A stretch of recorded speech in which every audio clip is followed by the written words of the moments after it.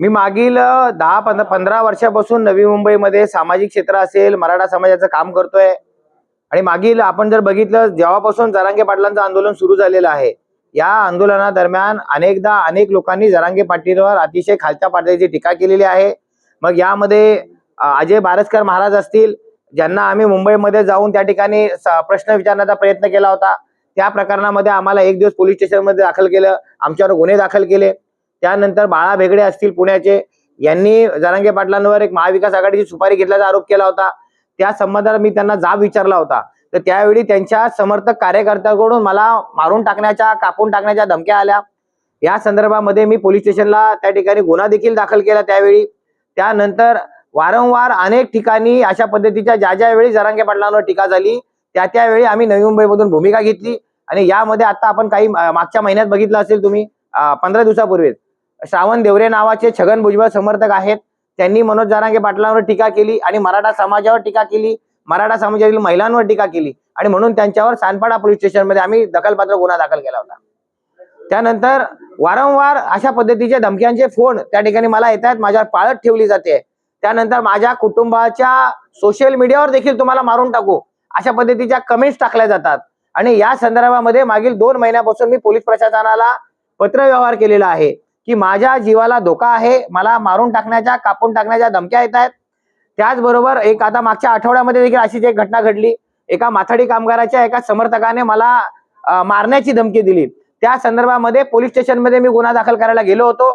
त्याचं निवेदन सीपी असेल, ठाणे सीपी असेल, नवी मुंबई सीपी असेल, कोपरखैरणे पोलीस स्टेशन असेल, वाशी पोलीस स्टेशन असेल किंवा डीसीपी असेल, या सगळ्यांना त्याचं निवेदन मी त्या ठिकाणी दिलंय की मला मारून टाकण्याच्या धमक्या, मला मारण्याच्या धमक्या या ठिकाणी दिल्या जात आहेत. आणि मागील 2 महिन्यापासून हे प्रकार घडतायत, तरी देखील पोलीस प्रशासन बघ्याची भूमिका घेते. कदाचित मला वाटतं पोलीस प्रशासनावर देवेंद्र फडणवीस राज्याचे गृहमंत्री यांचे आदेश असावेत की विनोद पोखरकर मरत असेल तर त्याला मरू द्या, त्याला कोण मारत असेल तर त्याला मारू द्या. त्यामुळे ह्या भूमिकेतून कदाचित हे प्रशासन देखील मला वाटतं जात असावं. आणि म्हणून कदाचित मी केलेल्या ज्या काही तक्रारी आहेत किंवा मी जे काही गुन्हे दाखल केलेले आहेत, या गुन्ह्यांसंदर्भामध्ये पोलीस प्रशासन अतिशय त्या ठिकाणी सावध भूमिका घेते आणि पोलीस प्रशासन त्यामध्ये दाद देत नाहीये, असा माझा या ठिकाणी ठाम आरोप आहे. ज्यामध्ये मला पोलीस प्रशासनाला दोष द्यायचा नाही, परंतु हे पोलीस प्रशासन जी व्यक्ती हाताळते ती व्यक्ती म्हणजे देवेंद्र फडणवीस साहेब ह्या राज्याच्या गृहमंत्री म्हणून अशा पद्धतीने एखाद्या तरुणाला वारंवार मारण्याच्या धमक्या येतात, कापून टाकण्याच्या धमक्या येतात, तरी देखील पोलीस प्रशासन त्यामध्ये कुठल्याही प्रकारची भूमिका घेत नाही. त्याच्याच उलट जर मराठा समाजावर कोणी टीका केली आणि जर त्याला जर कोणी त्या ठिकाणी उत्तर दिलं तर त्या व्यक्तीला मात्र पोलीस संरक्षण दिलं जातं. उदाहरणार्थ लक्ष्मण हाके असतील किंवा तो नवनाथ वाघमारे असतील किंवा ते ससाने असतील, हे वारंवार समाजाच्या विरोधात टीका करतायत, वारंवार जरांगे पाटलांच्या विरोधात टीका करतायत. त्या ठिकाणी त्यांना पोलीस संरक्षण दिलं जातं. म्हणजे काय की जर तुमच्या विरोधात जर कोणी बोलत असेल तर तुम्हाला त्यांना त्या ठिकाणी संरक्षण द्यायचं नाही, परंतु तुमच्या बाजूने जर कोणी बोलत असेल, ते जरांगे पाटलांवर टीका करत असेल, मराठा समाजावर टीका करत असेल, त्यांना मात्र तुम्ही पोलीस संरक्षण देता. आणि जे तुमच्या विरोधामध्ये बोलतात मला त्यांची भूमिका अशी वाटते का कुठेतरी या विनोद पोखरचा जीव गेला तर माझी सुटका होईल आणि माझ्यावर टीका करणारा एक टीकाकार त्या ठिकाणी संपून जाईल, अशी भूमिका कदाचित या राज्याच्या गृहमंत्र्यांची असावी. मनोजदादा जरांगे पाटील या संदर्भामध्ये निश्चित कोणाला युती किंवा आघाडीला पाठिंबा देण्याचा त्या ठिकाणी ते निर्णय घेणार नाहीत असा विश्वास मला आहे. त्या पलीकडे जाऊन जर समजा असा काही निर्णय झालाच तर निश्चित त्या ठिकाणी मी देखील उमेदवारी माझी दाखल करणार आहे आणि मी उमेदवारी जी माझी असेल तिथे उमेदवार म्हणून मी 100% लढणार आहे. नाही, आता कसं आहे की दादा असा काही निर्णय घेणार नाहीत असा मला विश्वास आहे, परंतु जर असा काही निर्णय झालाच तर निश्चित तिथं माझी अपक्ष म्हणून उमेदवारी असेल. कारण समाजाबरोबर ज्या पद्धतीने विश्वासघात झालेला आहे त्या विश्वासघाताच्या विरोधामध्ये सकल मराठा समाजाचा एक उमेदवार त्या ठिकाणी जरी नसला तरी अपक्ष विनोद पोखरकर म्हणून त्या ठिकाणी असेल, जेणेकरून ज्यांनी समाजाची फसवणूक केलेली आहे त्यांना एक पर्याय देण्यासाठी विनोद पोखरकर तिथे उभा असेल.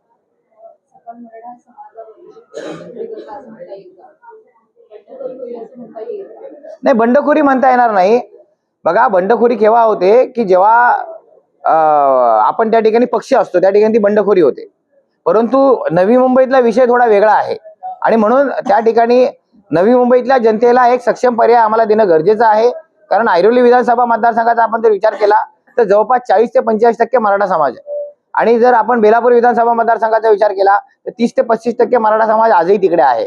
त्यामुळे या मराठा समाजाला पर्याय देणं आणि निवडणुकीमध्ये तुम्ही नेमकं मतदान कोणाला करायचं, जर सगळ्याच पक्षांनी फसवणूक केलेली आहे तर नेमकं मतदान कोणाला करायचं, तर तो एक मतदान करायचा जो अधिकार आहे मतदारांना तो त्यांना त्या ठिकाणी निभावता यावा. आणि म्हणून त्या ठिकाणी आमची अपक्ष उमेदवारी निश्चित त्या ठिकाणी असेल. पिछले 2-2.5 महीने से मुझे मारने की, जान से मारने की, काटने की धमकियां आ रही है. इसके बारे में मैंने पुलिस स्टेशन में तकरार दी हुई है, गुने भी दाखिल किए हुए हैं, लेकिन पुलिस प्रशासन की तरफ से कोई भी कार्रवाई आज तक नहीं की गई है. मेरा ये सवाल है पुलिस प्रशासन से, और ये पुलिस प्रशासन जो चला रहे हैं ये राज्य के गृह मंत्री देवेंद्र फडणवीस साहब से, आप क्या चाहते हो? आप चाहते हो कि विनोद पोखरकर की कोई जान ले? आप चाहते हो कि विनोद पोखरकर को कोई काट दे? आप चाहते क्या हो? आपके खिलाफ बोलने वाले जो लोग हैं इनको आप वहां पर प्रोटेक्ट नहीं कर रहे हो, लेकिन जिन लोगों को आपने मराठा समाज के ऊपर छोड़ा हुआ है, जिन लोगों को आपने जरांगे पाटिल साहब के ऊपर छोड़ा हुआ है, ये लोग को आप समर्थन दे रहे हो, प्रोटेक्शन दे रहे हो. लेकिन जो लोग अपने न्याय हक के लिए लड़ रहे हैं उनके खिलाफ अगर कोई अगर जान से मारने की धमकी देता है तो उनके बारे में आप पुलिस प्रशासन को आपने शांत क्यों रखा है?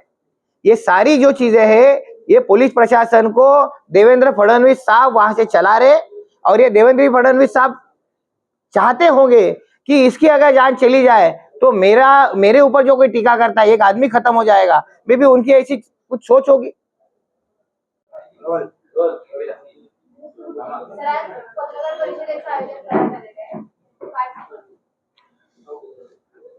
सकल मराठा समाजाच्या माध्यमातून मराठा महोत्सवाचं आयोजन या ठिकाणी 27 ऑक्टोबर ते 3 नोव्हेंबर या कालखंडामध्ये घनसोली नवी मुंबई या ठिकाणी करण्यात आलेला आहे. उद्या रविवार दिनांक 27 ऑक्टोबर रोजी याचा उद्घाटन सोहळा संघर्ष योद्धा मनोजदादा जरांगे पाटील आणि रामदास आठवले साहेबांच्या शुभ हस्ते होणार आहे. या संदर्भामध्ये दादांचं जे कन्फर्मेशन आहे आज संध्याकाळपर्यंत आम्हाला मिळेल. प्राथमिक स्वरूपामध्ये दादा येणार आहेत हे कन्फर्म आम्हाला त्याची माहिती आहे. आणि ते संध्याकाळी निवडणुकीत सगळं जे वातावरण आहे त्या अनुषंगाने संध्याकाळी आम्हाला फायनल कन्फर्मेशन त्यांचं मिळणार आहे. परंतु उद्या दादा या उद्घाटनाला त्या ठिकाणी येतील. त्यानंतर पुढचा विषय आगामी विधानसभा निवडणुकीच्या अनुषंगाने या ठिकाणी ऐरोली विधानसभा असेल किंवा बेलापूर विधानसभा असेल दोन्ही ठिकाणी सकल मराठा समाजाच्या वतीनं मनोजदादा जरांगे पाटील यांच्या नेतृत्वामध्ये आम्ही उमेदवार देणार आहोत. येत्या सोमवारी किंवा मंगळवारी नामांकन अर्ज त्या ठिकाणी या उमेदवारांच्या माध्यमातून दाखल केले जातील आणि त्यानंतर नेमका कुठला उमेदवार या मतदारसंघातून लढेल याबाबतची भूमिका जी आहे ती संघर्ष योद्धा मनोजदादा जरांगे पाटील जाहीर करतील. आज तक कम से कम 6-7 जगह पर कंप्लेंट की हुई है. जब मुझे बाळा भेगड़े के विषय में जब मुझे मारने की धमकी आई, काट डालने की धमकी आई, तब मैंने सामने वाले लोगों को जिनका मेरे पास कॉल रिकॉर्डिंग है मैंने सारा कॉल रिकॉर्डिंग पुलिस स्टेशन में दिया, उनके ऊपर गुनाह दाखिल किया. उसके बाद में मैंने थाना सीपी है, नवी मुंबई सीपी है, पुलिस स्टेशन है, सारी जगह पर मैंने तकरार दी हुई है. उसके बाद में जितनी भी बार मुझे 2 से 3 बार कम से कम ये बात हुई, अभी लास्ट वीक में भी ये हादसा मेरे साथ हुआ. इसके बारे में मैंने भी थाना सीपी है, नवी मुंबई सीपी है, कोपरखेड़े पुलिस स्टेशन है, वाशी पुलिस स्टेशन है, यहाँ पर मैंने तकरार दिया हुआ है. लेकिन इस तकरार का कुछ भी उन्होंने वहां पे किया नहीं. शायद मेरे ख्याल से ऊपर से उनको आदेश होगा.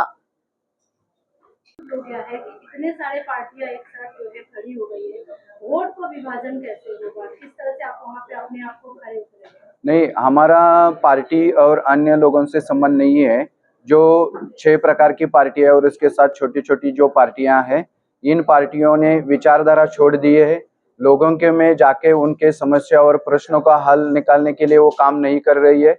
वो अपने खुद के लिए, अपने परिवार के लिए और अपनी तरक्की के लिए काम कर रहे हैं. जनता की समस्या और उनके विषयों के प्रति उनकी कोई जिम्मेदारी नहीं है, कोई उत्तरदायित्व नहीं है. जनता में आप जाके देखिए, जरांगे पाटिल मनोज दादा को समर्थन क्यों मिल रहा है. सभी जाति धर्मों के लोग उनके पास जा रहे हैं. आप अंतरवेली सराठी में जाके देखेंगे तो सुबह 7 बजे से लेके रात के 2 बजे तक लोग उनको मिल रहे हैं, क्योंकि मनोज दादा ये सभी लोगों का प्रतिनिधित्व कर रहे हैं. जो वंचित लोग हैं, पिछड़े लोग हैं, जिनको समस्याएं है, ऐसी 80% जनता है और इस 80% जनता का नेतृत्व मनोज दादा कर रहे हैं। इसलिए मनोज दादा के ऊपर ही सभी समाज के लोगों के, वंचित लोगों की आशाएं हैं और सभी लोग वहां पे जाके उनको समर्थन दे रहे हैं। और नई मुंबई में भी मनोज दादा के नेतृत्व में हम लोग जो समस्याएं है, लोगों को प्रश्न है, यहाँ पे काम करना बहुत जरूरी है। जिस प्रकार हम लोगों ने बताया सिडको और महानगर पालिका, ऐसे आम जनता को बहुत सारे समस्याएं है, उस समस्याओं के ऊपर प्रशासनिक व्यवस्था काम नहीं कर रही है। इसलिए हम लोगों को सभी को मिलके जनता के प्रश्न उठाने चाहिए और उनका काम कौन कर रहा है ये देखना चाहिए। हम लोगों को पार्टी नहीं देखना है, व्यक्ति नहीं देखना है, काम और व्यवस्था में बदलाव बहुत जरूरी है। और यही मनोज दादा जरांगे पाटिल का मुख्य उद्देश्य है कि व्यवस्था में परिवर्तन लाना है और जो पिछड़े लोग हैं उनको ऊपर उठाना है। क्या क्या इसमें रहेगा और विधानसभा चुनाव आ रहे हैं, आप किस तरह से देखते हैं? नवी मुंबई सकल मराठा समाज की तरफ से 27 अक्टूबर से लेकर 3 अक्टूबर तक मराठा महोत्सव का आयोजन किया है। ये कोई राजकीय कार्यक्रम न होते हुए सामाजिक और सांस्कृतिक कार्यक्रम का आयोजन किया है। मराठों के साथ साथ अन्य सभी जाति धर्म को लोगों को साथ लेके हम लोग यहाँ का वातावरण अच्छा बनाना चाहते हैं। इसी के साथ साथ इस महोत्सव के लिए संघर्ष योद्धा श्री मनोज दादा आने वाले हैं, वो उपस्थित होके यहाँ पे मार्गदर्शन करेंगे।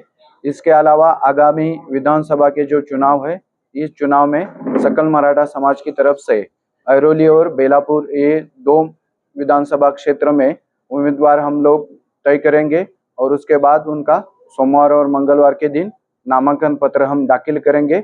और मनोज दादा जिस प्रकार हम लोगों को मार्गदर्शन करेंगे, उनके नेतृत्व में जो उम्मीदवार सक्षम रहेगा उस उम्मीदवार आगे चुनाव लड़ेगा। आप सभी को भी हम लोग मी आता देखील मराठ्यांचं नेतृत्व केलेलं आणि कोकणात आणि ते देखील